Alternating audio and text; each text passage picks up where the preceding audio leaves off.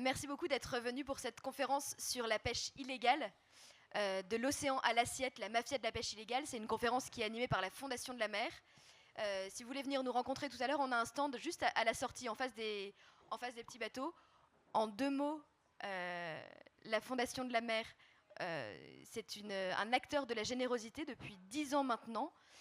Nous, on va aller vraiment chercher des financements pour soutenir des associations de terrain qui ont des actions de restauration, de protection de la biodiversité. On va aussi œuvrer avec l'éducation nationale pour faire des programmes pédagogiques dans les écoles. On va donner des bourses à des doctorants. Et puis, on va mobiliser le grand public, les pouvoirs publics, sur des sujets de fond qui ont trait à l'océan, la pollution par les plastiques, l'exploitation des grands fonds marins, et ce qui nous amène aujourd'hui, la pêche illégale, la lutte contre la pêche illégale. Pour parler de ce sujet, aujourd'hui, il y a Wilfried Sanchez, vous êtes directeur adjoint de la direction scientifique de l'IFREMER, Amélie Giardini, responsable plaidoyer océan chez Environmental Justice Foundation, et Charles Guiriec, fondateur de Poiscaille. On va d'abord regarder une petite vidéo assez courte, parce que la Fondation de la mer a fait un rapport sur la pêche illégale, et ce rapport est paru en novembre dernier. De ce rapport a été fait une courte vidéo avec 20 minutes qui, en quelques images, va vous montrer un petit peu les différents enjeux de la pêche illégale. C'est un fléau économique, écologique, social, environnemental. Voilà, parce que ça détruit évidemment des stocks, ça va venir appauvrir l'océan, mais pas que. On va aussi parler de corruption, de crimes organisés, d'esclavage moderne. Voilà, donc vraiment la pêche illégale, c'est un sujet extrêmement large, et cette vidéo va nous permettre de nous acculturer un peu avec les différents enjeux. Dans certaines régions du monde, les stocks de poissons sont au bord de l'épuisement. En cause, la pêche INN, illégale, non déclarée et non réglementée. Derrière cette pêche se cachent des activités criminelles comme la traite d'êtres humains ou des trafics de drogue. Explication. Depuis la fin du XXe siècle, les prises liées à la pêche atteignent des records en nombre, tandis que le taux de capture s'effondre. Les chiffres sont alarmants. La production mondiale de poissons s'élevait à 185 millions de tonnes en 2022, dont environ 80 millions de tonnes de poissons pêchés en mer. C'est l'équivalent de presque 8000 tours Eiffel. Près d'un tiers des prises mondiales sont des captures accidentelles, autant de poissons morts, rejetés à la mer parce qu'ils ne sont pas les espèces recherchées ou sont trop petits. Un organisme lutte activement pour la protection des océans. Il s'agit de la Fondation de la mer qui vient de rendre public un rapport contenant sa stratégie Al Capone. À la manière d'Al Capone, condamné pour fraude fiscale et non pour ses multiples crimes, la Fondation de la mer a établi 89 préconisations pour lutter contre la pêche par des voies détournées. La pêche illégale est la pêche pratiquée par des navires dans les eaux territoriales d'un État sans l'autorisation de cet État ou contrairement aux lois de ce dernier. Par exemple, aujourd'hui encore, certains pêcheurs utilisent de la dynamite au Sri Lanka alors que cet usage est interdit. La pêche non déclarée est par exemple lorsqu'un pêcheur ne déclare pas ou de manière erronée son réel poids de capture afin d'échapper aux quotas. Et enfin, la pêche non réglementée est la capture de poissons qui ne font pas l'objet de mesures de gestion et de conservation dans une zone de pêche donnée. C'est le cas de la non-réglementation des maillages en Guinée qui conduit à la destruction de la biodiversité. Ces 3 types de pêche constituent la pêche INN. À elle seule, elle représente 10 à 26 millions de tonnes de poissons par an, soit jusqu'à 19% de la production mondiale de poissons. Comment est-ce possible ? Un territoire en particulier est propice à la pêche INN, la haute mer. Elle couvre 60% de la surface des océans, soit 50% de la surface de la planète. Ce sont des étendues marines qui n'appartiennent à personne. 2 organismes internationaux la régulent. La FAO, la Food and Agriculture Organization, et les ORGP, les organisations régionales de gestion des pêches, des organisations intergouvernementales. Cependant, la signature d'accords internationaux est à la discrétion des États. Il existe ainsi de grandes disparités entre le nombre de signatures et de ratifications. Mais à qui profite le crime ? La pêche génère de 11 à 23 milliards de dollars américains par an et brasse davantage d'argent que le marché des armes légères. En effet, dans certaines régions du monde, les stocks de poissons sont au bord de l'épuisement, ce qui fait de ces espèces une denrée des plus précieuses. Selon un rapport d'Interpol, les malfaiteurs utilisent des navires de pêche pour procéder au trafic de drogue et à la traite d'êtres humains. Les réseaux criminels utilisent également les produits tirés de la pêche commerciale à grande échelle pour financer d'autres activités illicites. Comme en Afrique du Sud, où des trafiquants de drogue locaux affiliés aux triades chinoises se sont associés à des pêcheurs pour qu'ils capturent à leur profit des ormeaux qu'ils leur échangent contre de la méthamphétamine ou du manthrax. En tant que citoyen français, il est possible de lutter, premièrement, En tant que consommateurs, nous pouvons arrêter de consommer des poissons en situation de surpêche ou des poissons dont la pêche contribue au développement de la pêche illégale. Par exemple, c'est le cas du saumon, de plus en plus consommé en France, notamment dû au développement des Pokéballs, consommés par millions sur ces 5 dernières années. Qu'il soit sauvage ou d'élevage, le saumon est dans le premier cas en péril et dans l'autre nourri avec des farines d'autres poissons issus de la pêche illégale, notamment en provenance de Chine. Une solution est donc de consommer des poissons de pêche côtière française achetés dans une poissonnerie qui indique la zone de pêche. Aussi, l'application Mr Goodfish permet de choisir quel poisson consommer à quel moment de l'année afin de limiter notre impact sur l'océan. Deuxièmement, nous pouvons sensibiliser nos entourages et communiquer sur les enjeux de la pêche. Enfin, il est nécessaire de protéger les fleuves et rivières qui passent dans notre région et qui se jettent dans l'océan. En ne jetant pas nos mégots dans les égouts ou dans nos cours d'eau, en limitant la pollution plastique et nos emballages, par exemple la gourde vous sauvera de milliers de bouteilles d'eau par an. Donc on l'a vu en quelques images, les différents enjeux que recouvre la pêche illégale sont nombreux. Je me tourne vers vous, vers Wilfried Sanchez, vous êtes donc directeur adjoint de la direction scientifique de l'Ifremer. Est-ce que vous pouvez nous dire en quelques mots qu'est-ce que c'est l'Ifremer et pourquoi le sujet de la pêche l'intéresse ? Alors, merci déjà pour l'invitation. L'Ifremer, en quelques mots, c'est l'Institut français de recherche pour l'exploitation de la mer. Donc, on est un établissement de recherche sous tutelle un nombre variable de ministères, en ce moment 2, puisque la pêche et l'environnement sont regroupés dans le même. Et le second ministère, c'est le ministère de la Recherche. Notre objectif, c'est de produire de la connaissance pour à la fois éclairer la décision publique, mais également soutenir l'innovation dans le domaine de l'économie bleue. Voilà, rapidement brossé qui on est. Et alors, qu'est-ce que vous pouvez nous dire un petit peu sur la pêche ? Pourquoi est-ce que la pêche, c'est un sujet important ? Alors, avant d'aller sur la pêche, moi j'élargirai le cadre et je reparlerai de l'alimentation marine et les produits de la mer. Parce que finalement, le sujet important, il est là. C'est une alimentation qui est vraiment nécessaire. Un réflexe assez simple, ça serait de dire, tiens, une fois qu'on a vu la vidéo, on va tous arrêter de manger des poissons, on va tous arrêter de manger les produits de la mer. Ça ferait certainement pas plaisir à mon voisin de gauche, mais ça vous ferait certainement pas plaisir parce que cette ressource alimentaire marine, elle est essentielle à notre santé, du fait qu'elle va apporter des protéines, mais aussi des nutriments essentiels, notamment les fameux acides gras polyinsaturés, les oméga 3, qu'on retrouve majoritairement dans l'alimentation marine. Donc on peut pas s'en passer. Et à l'heure actuelle, on considère que cette alimentation marine, elle représente une quinzaine de pourcents de l'apport en protéines de la population mondiale. Donc c'est une part importante pour notre santé, mais aussi pour la sécurité alimentaire au niveau global. Alors après, il y a un enjeu de quantité, puisque au cours des 60 dernières années, la consommation de produits de la mer a été multipliée par 2. On est passé d'environ 10 kilos par an et par habitant dans les années 60 à quasiment une vingtaine dans le monde. Je parle en quantité moyenne mondiale à ce jour, avec des grandes disparités. Donc en France, on est à 32-33 kilos par habitant et par an. On a des pays où on va être quasiment à 80, et puis des pays où on sera un peu en dessous de 10. Donc on a un enjeu d'apport. Cette alimentation marine, elle a 2 origines. La vidéo en parlait, il y a la pêche, bien évidemment. À côté de ça, il y a l'aquaculture. La répartition, actuellement, on est sur du 40-60.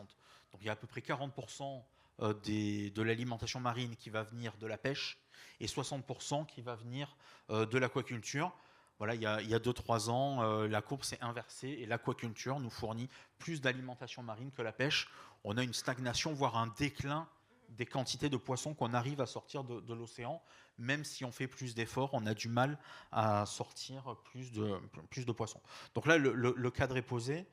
Effectivement, donc derrière l'enjeu, c'est la pêche, comment on extrait de l'océan ces ressources marines, avec là aussi des chiffres qui étaient assez clairement présentés dans votre vidéo, une quantité mondiale de plusieurs dizaines de milliards de tonnes, qui se répartit de manière très différente selon les pays, bien évidemment. Alors j'avais sorti quelques chiffres en France, puisque à l'Ifremer, on est chargé tous les ans de sortir un rapport qu'on a intitulé « Comment vont les poissons ?», où on fait le bilan de comment se portent les... Et alors, comment ils vont ?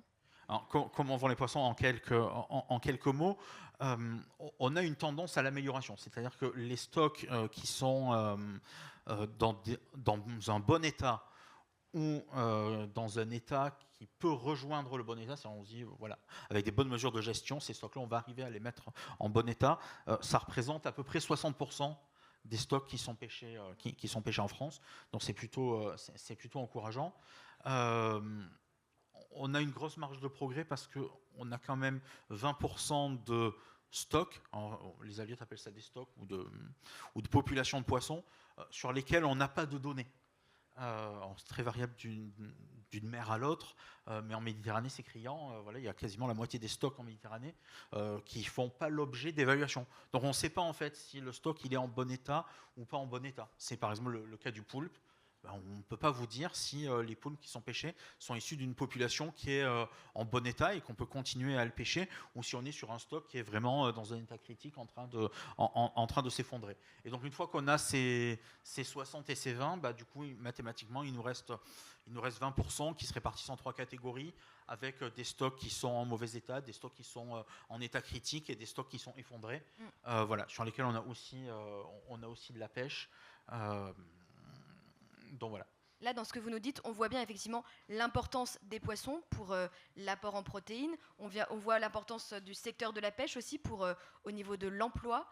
Et on voit que pour avoir justement une pêche qui soit durable, il y a une gestion des stocks qui doit se faire. Là où la pêche illégale va intervenir, elle va venir menacer cette bonne gestion des stocks et donc par ricochet menacer effectivement une sécurité alimentaire, une sécurité économique. Je sais qu'avec le WWF, vous avez sorti un rapport sur la pêche illégale en Guyane. Est-ce que vous pouvez nous en dire quelques mots ? En effet, donc comme vous le disiez, l'enjeu de la pêche INN, c'est qu'elle représente une part non négligeable de la pêche mondiale. Alors, comme on est sur de la pêche qui est non réglementée, non déclarée, on a du mal à estimer en pratique. Voilà, ça représente quoi ? Les chiffres qui tournent, on est entre 15 et 25%. Voilà, ça va dépendre des sources, ça va dépendre des modes de calcul. Et donc, effectivement, cette pêche INN, elle va venir en conflit avec la pêche régulière et notamment la pêche artisanale, qui représente 40% des prises et 90% de l'emploi dans ce secteur de la pêche. Donc ça, c'est important. Alors à l'Ifremer, on traite, comme vous le disiez, de ce sujet de pêche INN, notamment en Guyane, parce que la Guyane, elle a un profil assez particulier. C'est un pays qui est assez tourné vers la mer. Donc la pêche, c'est assez haut dans les activités qui contribuent à l'économie guyanaise. On est entre le 3 et le 5e en fonction des années, des développements et de la méthode de calcul. Et c'est un pays qui est enclavé en Amérique du Sud, entouré de pays qui n'ont pas nécessairement les mêmes réglementations que celles qu'on applique nous, donc la réglementation française ou la réglementation européenne. Et donc il y a un vrai intérêt à suivre ce qui se passe là-bas, où on voit que la zone économique exclusive française, elle est assez régulièrement l'objet d'activités de pêche par les flottes voisines, alors que ce soit le Brésil, le Guyana, le Venezuela. C'est également le cas d'une partie de la flotte guyanaise qui vient pêcher dans la ZEE sans autorisation, vous le disiez. Dans INN, une partie, c'est les gens qui n'ont pas d'autorisation pour pratiquer cette pêche-là. Et donc, il y a un vrai conflit qui s'installe entre les pêcheurs autorisés, ceux qui font vivre la filière en Guyane, et puis les autres acteurs qui vont venir pêcher illégalement dans cette zone. Dans votre document, vous disiez que la pêche illégale, donc là on parle de pêche illégale d'origine étrangère, donc des voisins de la Guyane, elle a doublé en 12 ans, donc c'est énorme. Ça vient donc menacer les pêcheurs locaux. Comment est-ce que vous avez fait pour comment est-ce qu'on constate cette pêche illégale ? Alors, elle a doublé, voire elle a triplé. Le facteur qui est dans le rapport, c'est on est entre 0,7 et x3 par rapport à ce qui est pêché légalement dans la ZEE française guyanaise. Après, pour suivre ça, c'est une combinaison de différentes approches. Alors, il va y avoir de l'exploitation de données issues des services, on va dire, de police incluant la gendarmerie, incluant la marine nationale, voire incluant les douanes. Ça va être des survols dédiés. Ça va être aussi du suivi de ce qui se passe à terre. Voilà, donc on combine différentes approches d'observation pour essayer de quantifier au mieux ce qui se passe sur ce territoire qui est quand même un territoire relativement vaste. Merci beaucoup. La pêche illégale, effectivement, elle se développe notamment parce qu'elle est dans un espace difficile à surveiller, à appréhender dans sa globalité. Merci beaucoup Wilfried Sanchez pour cette présentation. On a vu que donc, la pêche illégale, il y avait des dommages écologiques, des dommages économiques. Je me tourne maintenant vers Amélie Giardini, responsable du plaidoyer Océan chez Environmental Justice Foundation. Amélie, vous allez plus nous parler de l'impact humain, des dégâts humains qui sont causés par la pêche illégale. Je vous laisse peut-être nous présenter EJF en quelques mots. Oui, merci Axel. Donc, Environmental Justice Foundation, nous sommes une ONG internationale présente dans 16 pays. Et donc, nous travaillons ça fait plus de 20 ans que nous travaillons sur les problèmes de pêche illégale et l'impact que ça a sur les petits pêcheurs côtiers. Mais aussi les problèmes d'esclavage moderne donc à bord des flottes industrielles hauturières. On a notamment une grande présence en Afrique de l'Ouest, qui sont donc des eaux très poissonneuses qui attirent énormément d'intérêts étrangers et de flottes étrangères. Donc là, on a sur certaines flottes qui ont des propriétaires étrangers, on peut retrouver des violences vraiment assez terribles faites sur les pêcheurs, mais surtout l'environnement est complètement dévasté. Et là, on est en face à des populations qui peut-être sont à un niveau un peu différent de nous en France, où on peut choisir entre notre steak et notre poisson. Eux, la pêche, c'est leur apport. Le poisson, c'est leur apport de protéines numéro 1. Ça fait vivre leur famille, ça fait vivre vraiment toute leur communauté côtière, et ils regardent en fait leurs ressources naturelles être complètement dévastées, et l'argent ne reste même pas dans le pays, puisque de façon illégale, dans certains pays d'Afrique de l'Ouest, les profits partent ensuite à l'étranger et les produits sont exportés parfois en Europe. Donc ça, c'est vraiment un impact social assez terrible. Et pour ce qui est de l'impact humain, donc on a des équipes en Asie du Sud-Est qui travaillent avec des anciens pêcheurs qui ont travaillé sur des flottes hauturières, notamment asiatiques, industrielles, et qui ont été en fait kidnappés en mer. On leur dit qu'ils vont travailler et qu'ils vont être payés, qu'ils vont partir un mois, et ils partent parfois des années. Ils ne voient pas leur famille, ils n'ont aucun moyen de communication. Ils sont maltraités à bord, ils sont témoins de violences physiques ou victimes de violences physiques. On a des témoignages de meurtres, etc. Donc c'est vraiment, c'est un sujet qui est lourd. L'OIT, l'Organisation internationale du travail, estime que en 2017, je crois, était leur dernière estimation, que 128 000 personnes dans le secteur de la pêche sont en situation de travail forcé. Donc voilà, nous, on fait beaucoup. En fait, une de nos particularités à EJF, c'est qu'on fait beaucoup d'investigations de terrain et beaucoup de films qu'on utilise pour le plaidoyer. Donc je vous invite à aller voir notre site. On a beaucoup de films sur la pêche illégale. Et d'ailleurs, si on pouvait regarder peut-être, parce que c'est bien de m'écouter parler, mais c'est quand même mieux d'écouter les victimes. Donc, on a un petit film à vous passer. Attention, avec des images peut-être qui peuvent être un peu difficiles. Oui. Je vois pas d'enfants, mais pour les personnes sensibles, ouais, il y a un peu de violence.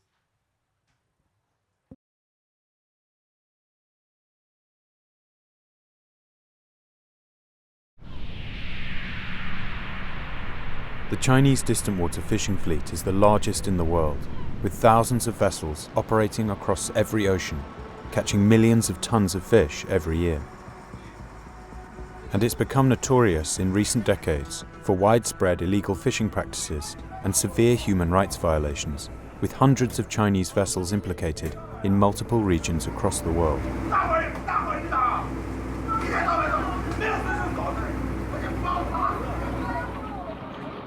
Among the affected areas is the Southwest Indian Ocean, a biodiversity hotspot that's home to thousands of unique marine species and which supports millions of people who rely on the sea for food and income.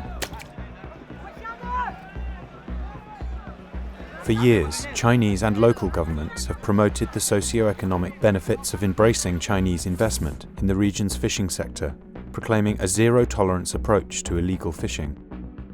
But instead of the promised prosperity and development, an investigation by the Environmental Justice Foundation has revealed human rights abuses and ecological harm on an industrial scale.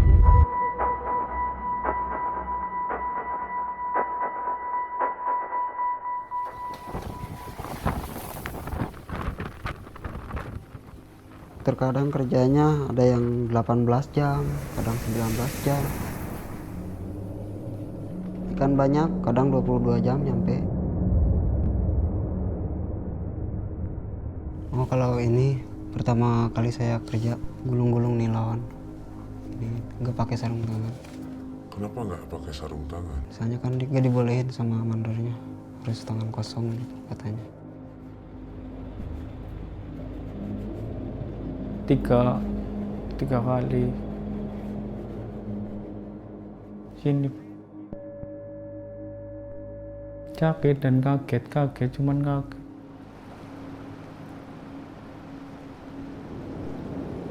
Kita di tengah laut terus itu. Ada salah satu ABK minta pulang sama kapten tuh, minta pulang terus nggak boleh. Udah nggak tahan, mungkin karena ada pengaruh. Sekitar 3 minggu itu dia itu selama itu tuh dia tuh dilihatlah CCTV itu, dicari sekitar kejadian sekitar jam berapa. Di sekitar jam 6.20 kalau nggak salah tuh dia terjunnya itu.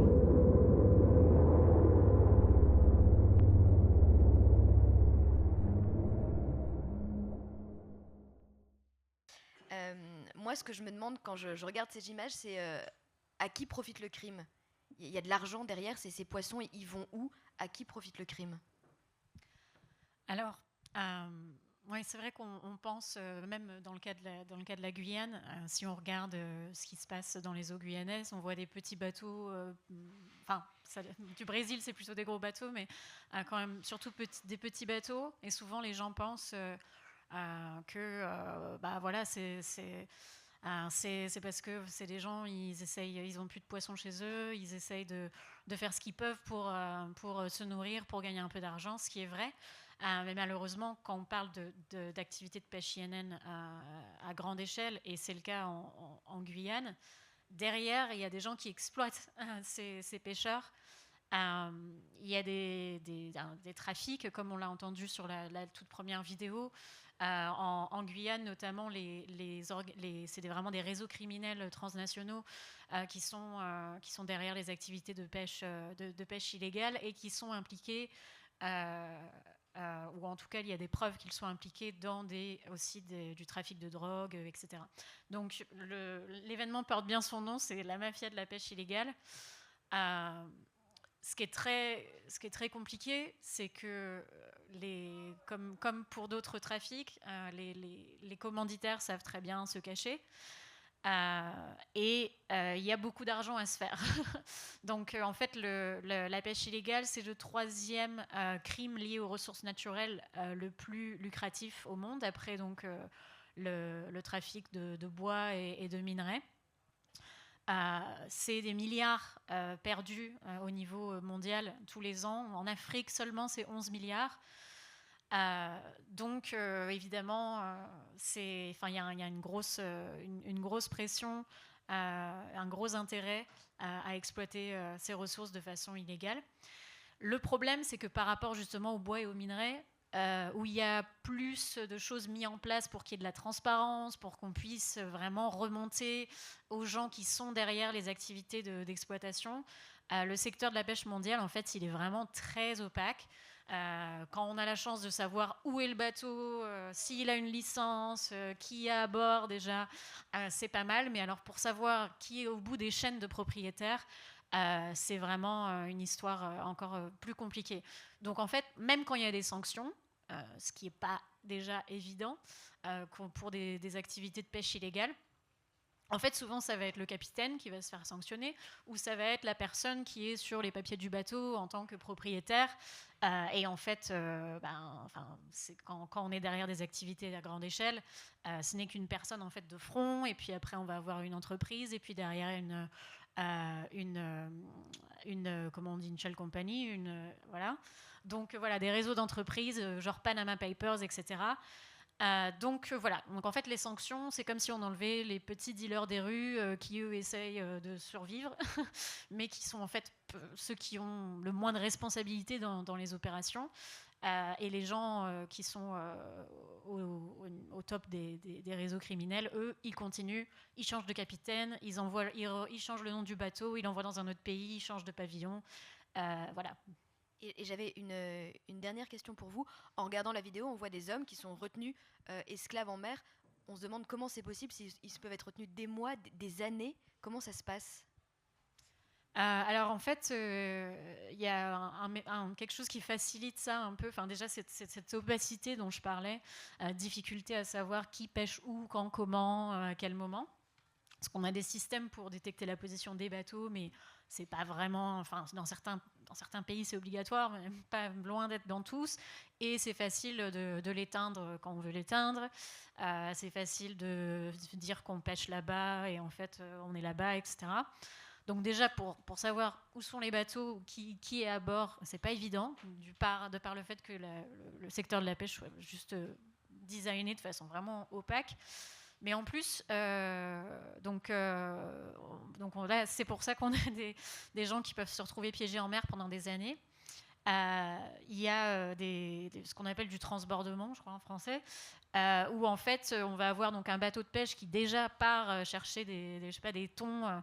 Donc ils sont des mois en mer, et quand ils n'ont plus de pétrole, plus de ressources, etc., ils envoient donc un bateau annexe qui va en fait faire tourner les équipages en mer. Donc le bateau de pêche fait passer l'équipage sur ce bateau annexe. Eux, ils reviennent au port et ils en renvoient un autre. Et voilà, l'équipage passe sur un autre. Donc c'est comme ça que des fois, on a eu des gens qu'on a interviewés. Ça faisait 6 ans qu'ils avaient... Enfin, pendant 6 ans, ils étaient en mer sans jamais remettre le pied à terre, sans voir leur famille, etc. Donc voilà. Donc ça, c'est aussi quelque chose qu'on demande... que ces activités de transbordement, nous, on demande qu'elles soient interdites en mer. Ça peut se passer dans des ports. Et si non interdite, au moins qu'elle soit vraiment vraiment observée de façon très, très rapprochée, quoi. Merci beaucoup Amélie, merci pour cette présentation de la pêche illégale d'un point de vue aussi des impacts sociaux. Je me tourne maintenant vers vous, Charles Guiriec. Vous êtes fondateur de Poiscaille, ingénieur à Lyotte de formation. J'aimerais que vous nous disiez un peu plus sur Poiscaille, qui est la version marine du panier de légumes. Ouais, on va essayer d'améliorer un peu l'atmosphère et de dire qu'il y a des solutions et on a vraiment des choses à faire en tant que consommateur. Et je pense que c'est nous qui avons le plus de pouvoir. C'est une conviction personnelle, mais j'y crois dur comme fer. Poiscaille, c'est un panier de poissons frais, durable, éthique. Alors tous les gens qui vous vendent du poisson vous disent jamais le contraire. Mais derrière ces grandes valeurs, on a mis des critères très précis. Notamment sur la durabilité, on travaille avec des bateaux qui font moins de 12 mètres, donc c'est de la petite pêche côtière. On parle volontairement pas de pêche artisanale parce que c'est un terme qui est un peu flou en France. On vous dit que dans ces paniers de poissons, il n'y a que de la pêche douce, donc pas de chalut, pas de drague, que de la ligne, du casier, de la pêche en plongée, filet droit, filet trémaille. Les navires sortent à la journée, ce qui permet de limiter l'activité de pêche et d'éviter que justement les bateaux pêchent nuit et jour pendant plusieurs jours. Et surtout sur l'éthique, c'est la rémunération des pêcheurs qui nous importe. On vous annonce au moins 20% de plus que le marché. Honnêtement, c'est quelque chose qu'on a du mal à maîtriser parce que le marché du poisson, il varie tous les jours. C'est des ventes aux enchères à la criée qui peuvent varier de 1 à 10. On a donné nos données aux scientifiques de l'INRAE qui ont montré qu'on était plutôt à 40-50% de plus que le marché. Donc on vous ment dans le mauvais sens, en tout cas. On est plutôt précautionneux. Mais en tout cas, les pêcheurs gagnent plus grâce à Poiscaille et c'est vraiment ça notre mission, c'est de dire les pêcheurs doivent gagner plus pour qu'ils pêchent moins derrière. Et ça fait 10 ans qu'on existe. On a vraiment des témoignages assez puissants de pêcheurs qui nous disent grâce à vous, moi j'ai arrêté ma saison 1 mois en avance. Ça veut dire que j'ai pêché quasiment 15% de moins cette année. Je peux rentrer plus tôt, je peux mieux vivre, je peux voir mes enfants, je peux passer du temps à terre et c'est moins de temps passé en mer à pêcher, donc un bien meilleur équilibre. Et grâce à 28 000 consommateurs, donc j'ai des petits flyers pour ceux qui veulent s'inscrire au panier Poiscaille. Venez me les demander à la fin, il y a des codes promo. Ce qui est fort, c'est qu'avec seulement 28 000 personnes inscrites à nos paniers, on arrive à soutenir 5% de la pêche française. Donc imaginez que si on était à peine 200 000 à l'échelle française, on pourrait quasiment, je pense, transformer la filière en profondeur. Et nos paniers sont livrés partout en France. C'est pas que à Paris. 1800 magasins partenaires, vous pouvez les rechercher gratuitement. Quand je vous écoutais, Wilfried, vous disiez qu'on était des très gros consommateurs de poissons, les Français, 33, 34 kilos par an, par habitant, en moyenne en France, contre 20 kilos, c'est la moyenne mondiale, donc on est des gros consommateurs. Donc on se dit, génial, c'est pour ça que Poiscaille marche très bien.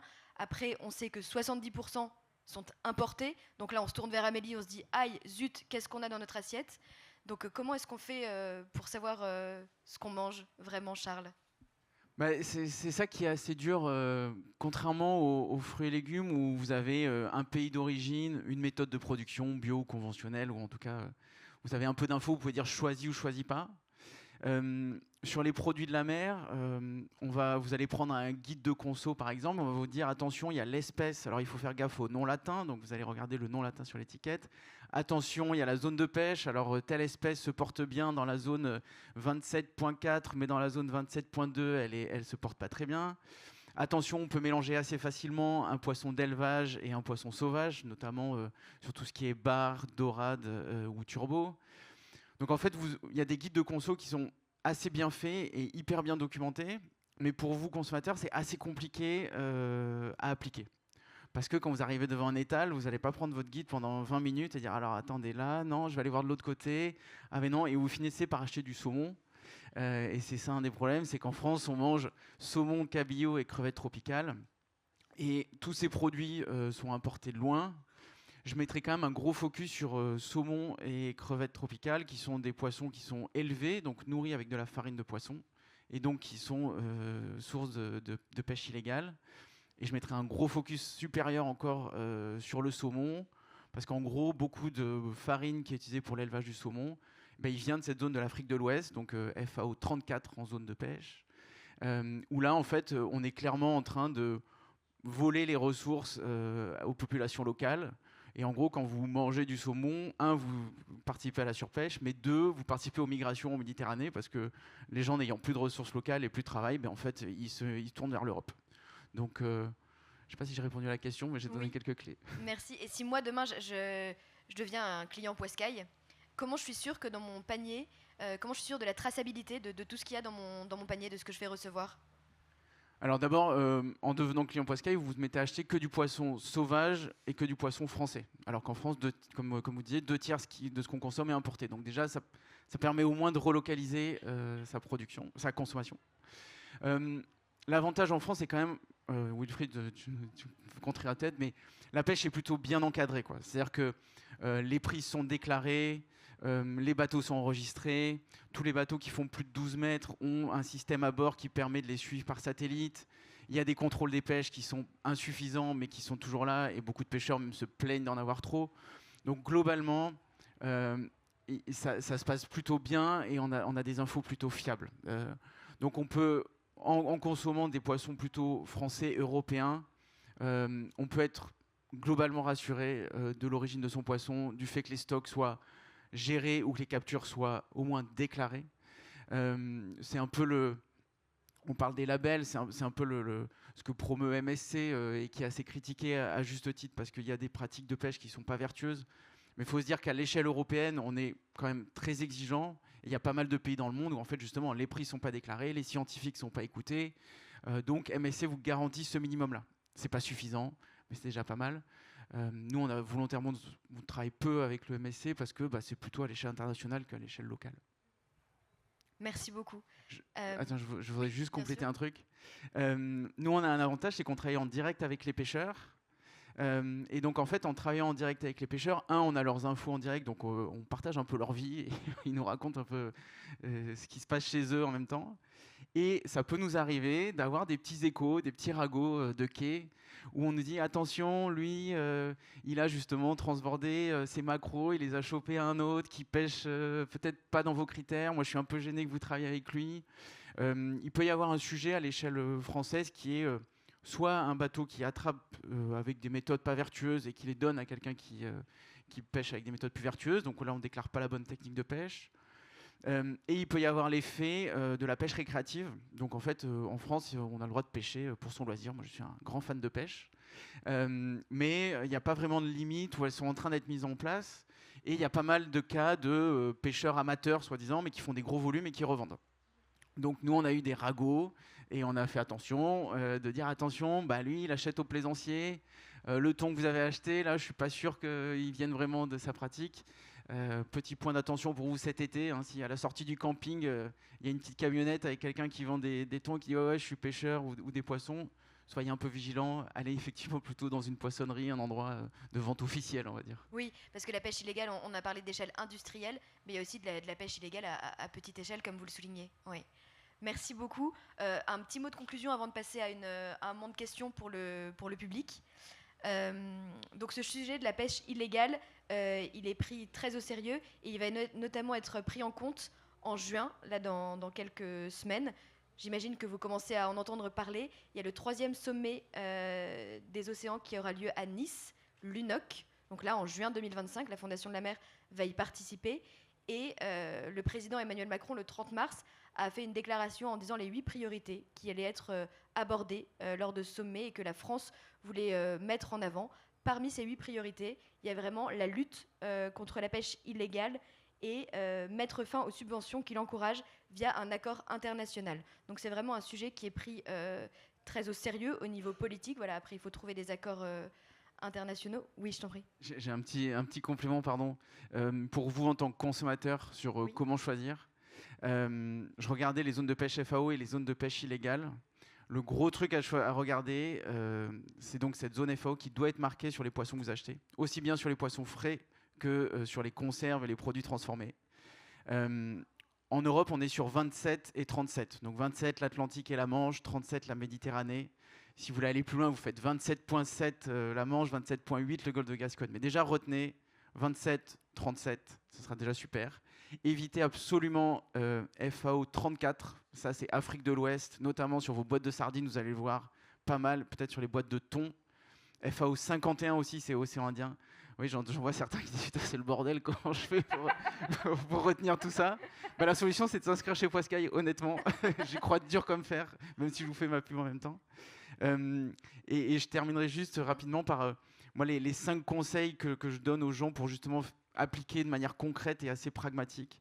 Donc, vous arrêtez saumon, cabillaud, crevette. Ça, premièrement. Si vous croisez sur un étal des techniques douces, donc ligne, filet droit, pêche en plongée, pêche au casier, vous y allez en priorité. Si vous y allez pas, c'est pas très grave. Si vous avez déjà arrêté saumon, cabillaud, crevette, vous aurez fait 80% du boulot.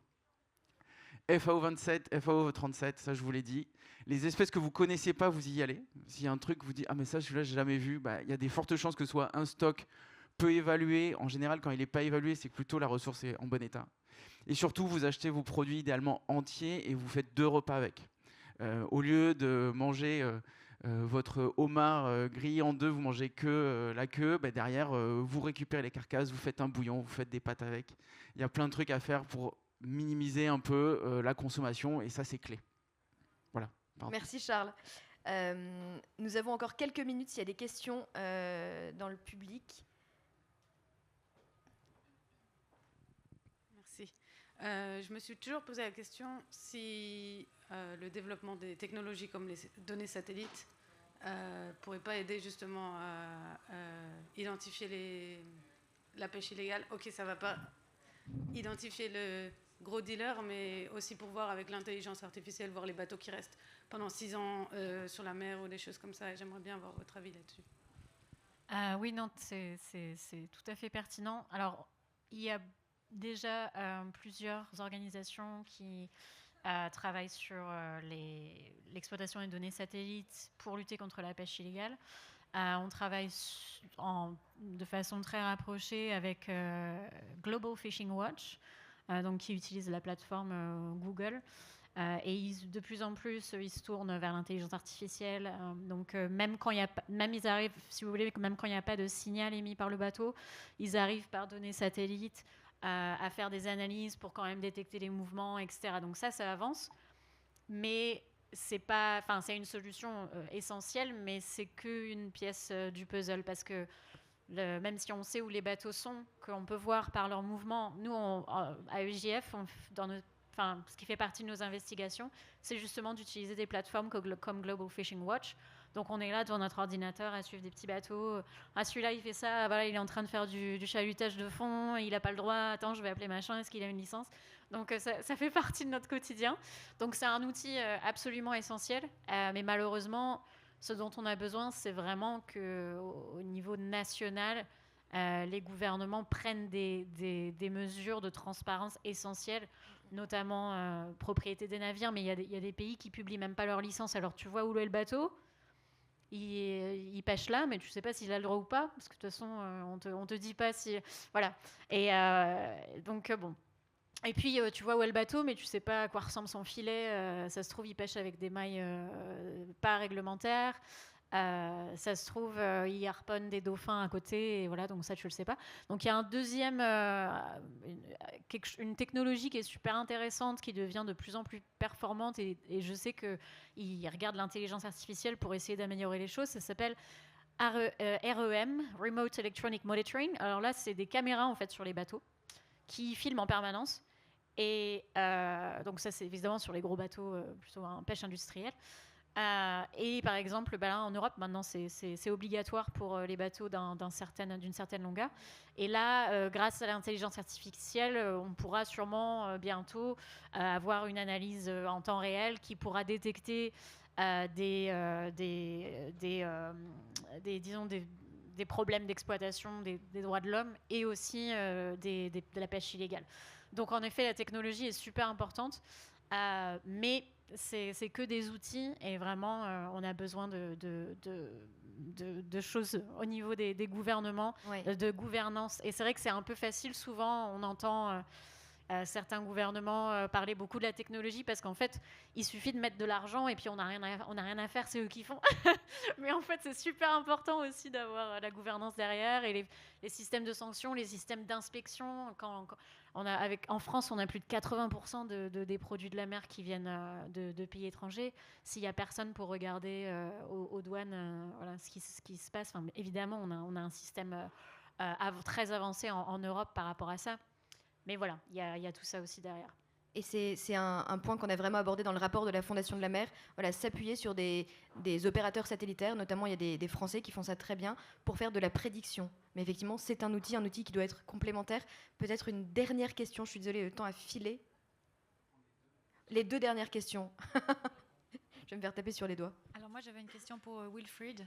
Je voulais aussi comprendre un petit peu mieux cette répartition, par exemple, du poulpe qui n'est pas répertorié en Méditerranée. Pourquoi est-ce que certaines régions sont répertoriées et d'autres pas? Et est-ce que les gouvernements pourraient faire quelque chose pour qu'on puisse mieux suivre ces populations de poissons?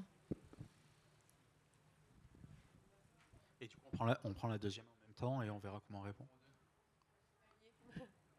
Non, c'est pas grave. Ah d'accord. Déjà, je voulais remercier les 3 intervenants et la modératrice pour cet échange super éclairant, c'était génial.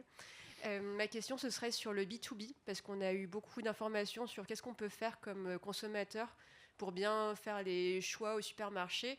Mais une grosse partie de la consommation, j'imagine que c'est dans les restaurants ou chez les industriels. Et j'aimerais avoir cet éclairage, donc c'est peut-être plus une question pour Charles, sur comment ça se passe au niveau des industriels.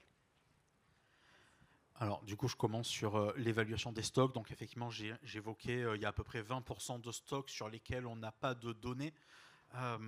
C'est parce que dans le process d'évaluation de stock, on a besoin, en amont, d'avoir toute une connaissance scientifique sur le fonctionnement de ce stock. Et donc, la science avance. On fait en sorte que ce chiffre-là, il soit le plus faible possible, mais on a besoin de produire de la connaissance, ce qui prend du temps, et c'est vraiment stock à stock. si on a envie de comprendre comment fonctionne la population de poulpes en Méditerranée, il faut qu'on caractérise sa reproduction, qu'on connaisse ses habitats. Voilà. Et ça prend du temps. Et donc le poulpe, il est dans une liste d'espèces sur laquelle on doit produire un niveau minimal de données pour derrière pouvoir définir les limites de pêche qu'on pourra appliquer et pouvoir passer ce stock en stock géré et donc se dire il est en bon état ou en état de surexploitation. Voilà. Et donc ça prend du temps et donc c'est la science qui essaye d'avancer pour fournir le minimum de connaissances requises pour établir ça. Donc est-ce qu'il y a un moyen que l'État s'engage pour qu'on aille oui, globalement, soutenir la recherche dans le domaine halieutique pour qu'on puisse produire cette connaissance et aller plus loin dans l'évaluation des stocks. Merci Wilfried. En plus, juste un rapide complément, il y a beaucoup de poulpes qu'on voit sur le marché qui est FAO 34, Afrique de l'Ouest, chalutage Mauritanie. Ça, c'est pas top. C'est souvent les moins chers, mais achetez plutôt du poulpe breton 27 ou Méditerranée 37. Et pour compléter sur le B2B, alors à une époque, Poiscaille, on travaillait avec les restos notamment. Moi, j'ai une conviction qu'en fait, il y a un problème côté client. Pour avoir été dans des restos jusqu'à des gastronomiques et tout ça. En fait, un resto qui vous dit « oui, je travaille avec les saisons, je respecte l'environnement et tout », s'il vous sert une tomate au mois de février, vous allez dire « bon là, franchement, ça le fait pas quoi ». Par contre, si vous sert un rouget petit bateau du pêcheur qui connaît soi-disant, personne va aller remettre en cause cette information-là. Moi, je suis souvent le relou de la table qui dit « mais attendez, ça vient d'où ?» etc. « Non, mais oui, je travaille avec Mr. Goodfish, MSC. Oui, mais non, en fait, votre... Oui, mais je travaille avec Jean-Louis. Non, non, en fait... » Et en fait, en creusant, souvent, c'est des achats à des grossistes et ils connaissent pas beaucoup plus que ça. En plus, parfois, sur les bons de livraison, tous ces détails-là dont je viens de parler d'infos sont pas vraiment présentes.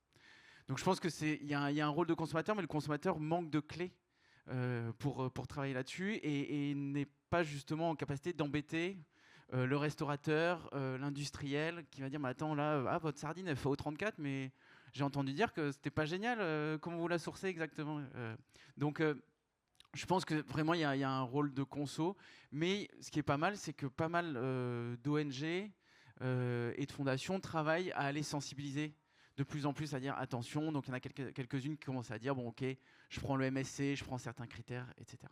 Et un dernier mot de conclusion, parce que on peut sortir de ça en disant en fait bon j'arrête de manger du poisson parce que comme ça je participe plus au problème. Moi je suis intimement convaincu que ça ne résoudra pas le problème, parce que si vous arrêtez de manger du poisson, toutes ces activités-là de pêche illégale, de surpêche, elles seront encore là. Le poisson sera vendu ailleurs, le poisson est un des produits les plus mondialisés, donc en gros l'activité continuera même si vous vous arrêtez. Par contre, je crois qu'on a un rôle beaucoup plus fort, nous, si on réoriente notre conso, de soutenir les petits pêcheurs vertueux pour les rendre résilients face à ces pratiques illégales, face à cette pêche industrielle, qui petit à petit, moi c'est ce que je vois sur les côtes, est en train de grignoter. La petite pêche vertueuse perd des places, se fait racheter par des gens qui ont des capitaux assez élevés, qui industrialisent les pratiques et qui ne sont pas vertueux. Donc je crois qu'on a, nous, vraiment un rôle à jouer en disant redonnons plus d'argent aux pêcheurs vertueux, ils vont être solides, ils vont être résilients. Et le rêve, nous, qu'on a, qui est en train peut-être de se réaliser avec Poiscaille, c'est de dire, en fait, avec plus d'argent, les pêcheurs ils pourront racheter et inverser la tendance. Racheter des bateaux industriels, transformer en petits pêcheurs. Donc, et c'est là où nous, consommateurs, on a vraiment notre rôle à jouer. C'est une bonne nouvelle. Oui, merci Charles de finir sur une note d'espoir. Merci à tous pour votre attention. Donc j'étais très heureuse d'animer cette conférence au nom de la Fondation de la Mer. Je vous rappelle qu'on a un stand juste derrière en biodiversité, qu'on vous attend avec plaisir pour vous raconter un peu plus sur nos activités, et qu'à 13h, il y a ici un blind test marin animé par Women for Sea, et vous êtes attendus nombreux. Merci beaucoup.